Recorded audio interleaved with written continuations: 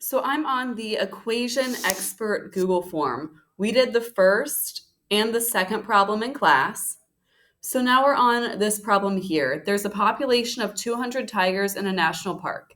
They're being illegally poached at the rate, so I know rate tells me about slope, of 8 tigers per year.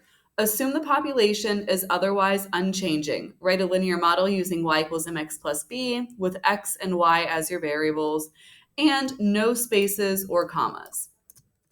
Okay, so I know when I have y equals mx plus b, that b is going to be my starting value, my initial point, and that m is going to be my slope or my rate or what's changing.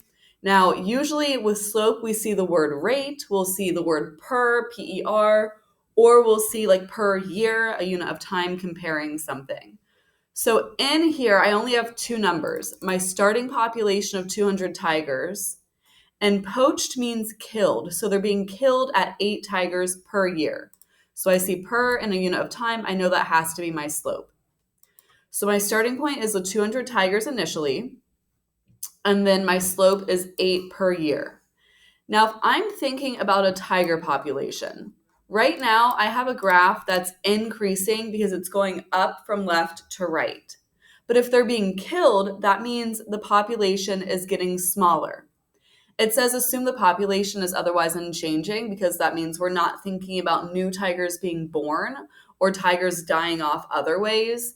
Um, but anyway, we're going to have to make our slope negative to show that my population of tigers is decreasing. So what I'm going to type is y equals negative 8x plus 200. No spaces, no commas. The next part says, based on the previous equation, how many tigers will be left after 5 years? Hint, plug in 5 for x, only type the answer in the box. So I'm going to go ahead and put x in parentheses so that I can take it out and put 5 in easily. So I'm going to go ahead and do that.